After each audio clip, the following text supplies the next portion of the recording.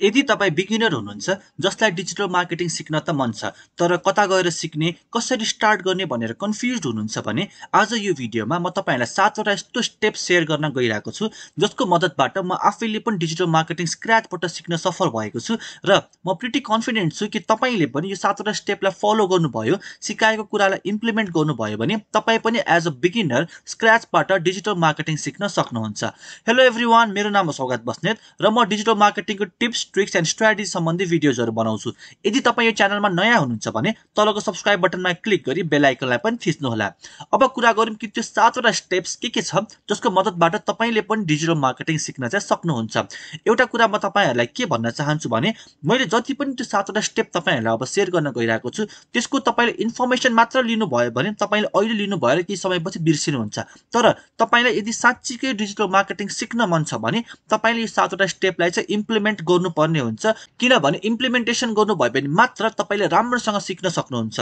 अब कुरा गरौँ कि त्यो 7वटा स्टेप चाहिँ के छ भनेर। So the first step is choose a निश। तपाईँ कुन चाहिँ फिल्डमा काम गर्न चाहनुहुन्छ भनेर तपाईँले फाइन्ड आउट गर्नुपर्ने हुन्छ, किनभने अब यो 7वटा स्टेप फलो गर्नुभन्दा अगाडि तपाईँले चाहिँ एउटा कुन फिल्डमा काम गर्ने भनेर पहिले चुज गर्नुभयो भने चाहिँ यो 7वटा स्टेप चाहिँ तपाईँले त्यो निशमा चाहिँ इम्प्लिमेन्ट गर्नुहुन्छ। त्यही भएर तपाईँले फर्स्टमा आफ्नो कुन चाहिँ निशमा काम गर्ने भनेर चुज गर्नुहोस्। तपाईँलाई यदि निश कसरी फाइन्ड आउट गर्ने भनेर केही पनि आइडिया छैन भने तपाईँलाई एउटा सिम्पल सजेसन चाहिँ म के दिन चाहन्छु भने एउटा यस्तो कुरा खोज्नुहोस् जसमा तपाईँको ट्यालेन्ट छ, जसमा तपाईँ एक्सट्रिमली प्यासनेट हुनुहुन्छ, तपाईँलाई कसैले पे पनि गरिरहेको छैन भने तपाईँ विथ प्यासन तपाईँ मजाले काम गर्न सक्नुहुन्छ र त्यो कुरामा चाहिँ मार्केट अपर्च्युनिटी पनि हुनु पर्यो जहाँबाट चाहिँ तपाईँलाई चाहिँ पेमेन्ट पनि आउँछ।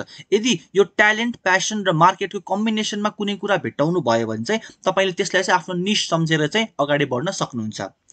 सेकेन्ड स्टेप आउँछ start your own WordPress blog. तपाईँले निश चुज गर्नु भइसकेपछि सेकेन्ड स्टेपमा तपाईँले एउटा आफ्नो वर्डप्रेस ब्लग क्रिएट गर्नुहुन्छ र वर्डप्रेस ब्लग क्रिएट गर्न एकदम सिम्पल छ। तपाईँलाई कोडिङको नलेज पनि चाहिँदैन। सिम्पली तपाईँको मार्केटमा फ्री टेम्प्लेट्सहरू, थिम्सहरू पाइन्छ। तपाईँले त्यो फ्री टेम्प्लेट थिम्सहरू युज गरेर पनि आफ्नो एउटा वर्डप्रेस ब्लग बनाउन सक्नुहुन्छ। वर्डप्रेस ब्लग बनाउनको लागि चाहिँ तपाईँले त्यस्तै 2250 चाहिँ इन्भेस्ट गर्नुपर्ने हुन्छ। त्यसको लागि तपाईँले एउटा डोमेन र होस्टिङ पर्चेस गर्नु पर्यो र त्यो दुईटा पर्चेस गर्नु भइसकेपछि चाहिँ फ्री थीम टेम्प्लेट युज गरेर चाहिँ तपाईँ आफैले विदाउट कोडिङ एउटा वर्डप्रेस ब्लग क्रिएट गर्न सक्नुहुन्छ।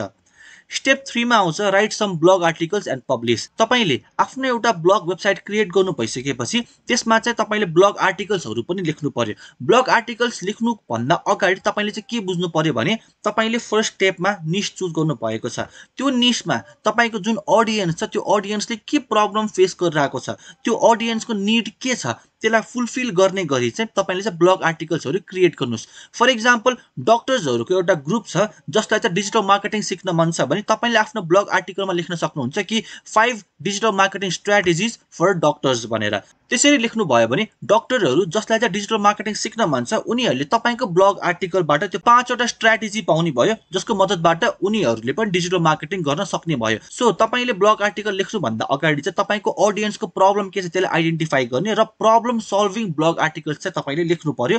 त्यो लेख्नु भइसकेपछि चाहिँ त्यो आर्टिकलहरू चाहिँ तपाईँले चाहिँ आफ्नो वर्डप्रेस ब्लगमा पब्लिस गर्नुहोस्। यो गर्नुभयो भने तपाईँको कन्टेन्ट राइटिङमा स्किल राम्रो बढ्छ, तपाईँको राइटिङ स्किल बढ्छ र तपाईँले आफ्नो वर्डप्रेस ब्लगमा आफ्नो अडियन्सको प्रब्लम सल्भ गरेर कन्टेन्टहरू लेख्नुभयो, आर्टिकलहरू लेख्नुभयो भने चाहिँ तपाईँको अडियन्सको अगाडि तपाईँ चाहिँ एज एक्सपर्ट आफूलाई पोर्ट्रे गर्न सक्नुहुन्छ। स्टेप 4 मा आउँछ install Google analytics and analyse data. तपाईँले आफ्नो वर्डप्रेस ब्लग क्रिएट गर्नु भइसक्यो, त्यसमा चाहिँ ब्लग आर्टिकल पनि लेख्न स्टार्ट गरिसक्नु भयो। अब तपाईँले त्यसमा चाहिँ गुगल एनालाइटिक्सको एउटा प्लगइन पाउँछ, त्यो प्लगइनलाई चाहिँ इन्स्टल गर्नु पर्यो त्यो ब्लग साइटमा। त्यो प्लगइनलाई इन्स्टल गर्नुभयो भने तपाईँले डेटा एनालाइज गर्न सक्नुहुन्छ। तपाईँको ब्लग साइटमा चाहिँ कतिजना भिजिटर्सहरू आइरहेको छ, भिजिटर्सहरू चाहिँ कुन चाहिँ ब्लग आर्टिकल पढिरहेको छ, कुन चाहिँ ब्लग आर्टिकलमा बेसी भ्युजहरू आइरहेको छ, कति टाइमसम्म तपाईँको आर्टिकल पढिरहेको छ, कुन चाहिँ लोकेसनबाट मान्छेहरूले पढिरहेको छ भनेर सबै डेटा तपाईँले एनालाइज गर्न सक्नुहुन्छ। र तपाईँले डेटा एनालाइज राम्रोसँग गर्नु सक्नुभयो भने तपाईँले डिसिजन राम्रोसँग लिन सक्नुहुन्छ। फर इक्जाम्पल तपाईँको 5वटा ब्लग छ, त्यो 5वटा ब्लग आर्टिकलमा चाहिँ एउटा ब्लग आर्टिकलमा चाहिँ राम्रो भ्युजहरू आइरहेको छ, मान्छेले चाहिँ तपाईँको त्यो ब्लग आर्टिकल मन पराइरहेको छ भने चाहिँ तपाईँलाई आइडिया हुन्छ कि मैले त्यो 4वटालाई चाहिँ अलिकति कम फोकस गरेर चाहिँ बेसी प्रायोरिटी चाहिँ यो ब्लग आर्टिकललाई चाहिँ दिनु पर्यो र यस्तै रिलेटेड टपिकहरूमा चाहिँ मैले आर्टिकल्सहरू लेख्नु पर्यो, किनभने मेरो अडियन्सले चाहिँ यो प्रब्लमहरू चाहिँ फेस गरिरहेको छ रहेछ भनेर तपाईँले त्यो डिसिजन लिन सक्नुहुन्छ। सो स्टेप 4 मा तपाईँले आफ्नो त्यो ब्लग साइटमा चाहिँ गुगल एनालाइटिक्सको प्लगइन इन्स्टल गरेर डेटा एनालाइज गर्न स्टार्ट गर्नुहुन्छ। स्टेप 5 मा install Yoast SEO and start doing SEO.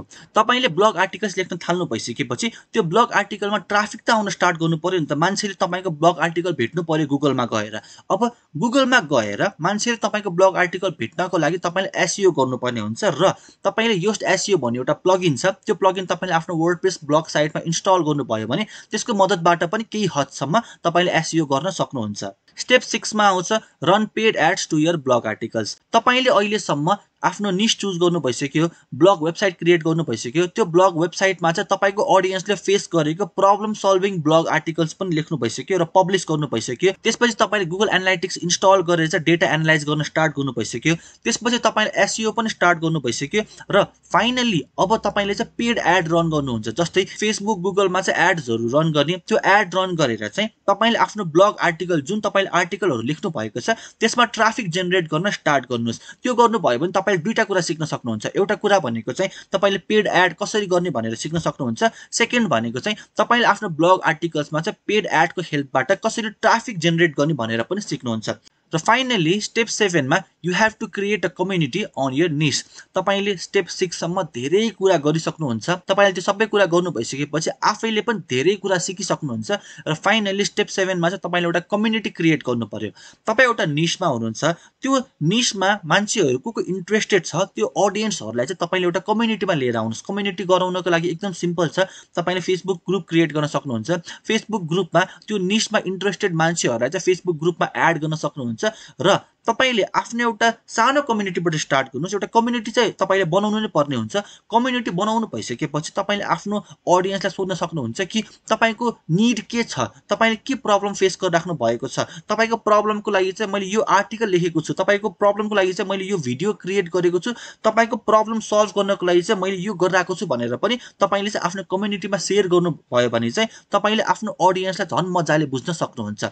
So यो 7 वटा स्टेप तपाईले चाहिँ बुझ्ने मात्र हैन, तपाईले इम्प्लिमेन्ट पनि गर्नुस्। इम्प्लिमेन्ट कसरी गर्ने भनेर चाहिँ म तपाईलाई फ्यु मिनेट्समा त्यो कुरा पनि बुझाउने छु। यो 7 वटा स्टेप तपाईले इम्प्लिमेन्ट गर्नुभयो भने के सिक्नुहुन्छ त भन्दाखेरि चाहिँ you will learn how to set up a WordPress blog. तपाईले थाहा पनि हुँदैन तर तपाईले 7 वटा स्टेपलाई फलो गर्नुभयो, यो 7 वटा स्टेपलाई तपाईले प्र्याक्टिकली गर्नुभयो, इम्प्लिमेन्ट गर्नुभयो भने नि you will learn how to set up a WordPress blog. तपाईले वर्डप्रेस ब्लग कसरी सेटअप गर्ने भनेर पनि सिक्नुहुन्छ। How to write problem solving blog articles and publish. तपाईले आफ्नो त्यो वर्डप्रेस ब्लगमा ब्लग आर्टिकल्सहरु कसरी लेख्ने, आफ्नो ऑडियन्सको प्रब्लम सल्भ गर्ने आर्टिकलहरु कसरी लेख्ने भनेर पनि सिक्नुहुन्छ र पब्लिश पनि गर्नुहुन्छ। यो गर्नुभयो भने तपाईले एउटा आर्टिकल पनि लेख्न सिक्नुहुन्छ, तपाईको राइटिङ स्किल पनि राम्रो हुन्छ र तपाईले कन्टेन्ट राइटिङ पनि राम्रोसँग गर्न सक्नुहुन्छ।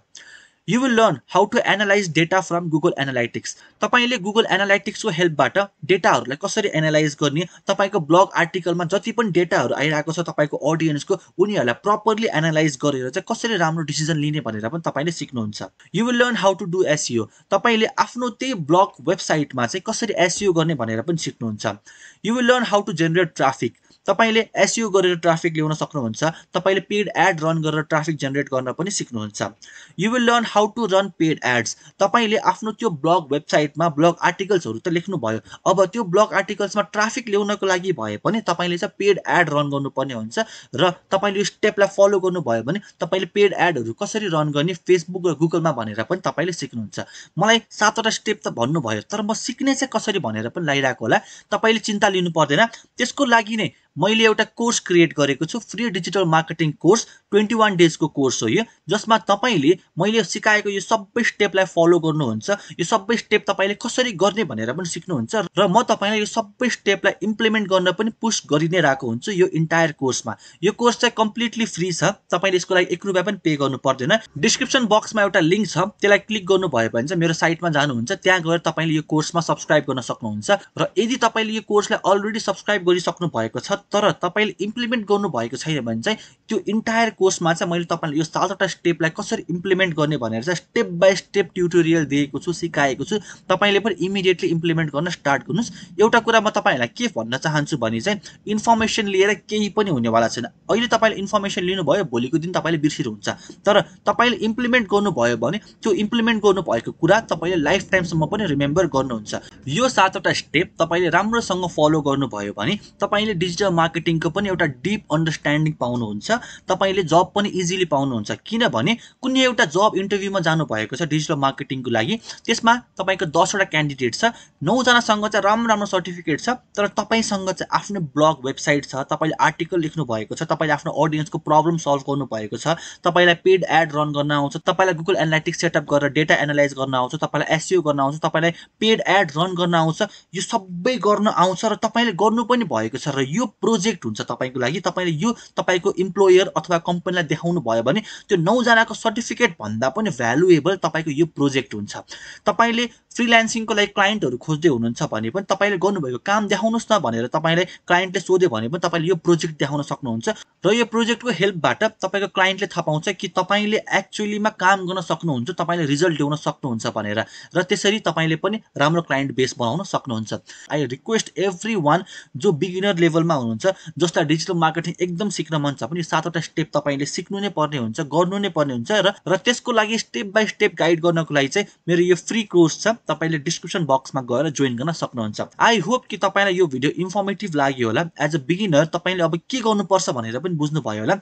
यदि तपाईले यो भिडियोबाट केही भ्यालु पाउनु भयो भने भिडियोलाई लाइक र च्यानललाई सब्स्क्राइब गर्नु होला र कुनै पनि क्वेरीज छ भने कमेन्ट बक्समा लेख्न चाहिँ नबिर्सिनु होला। Thank you so much for watching this video. See you on the next video.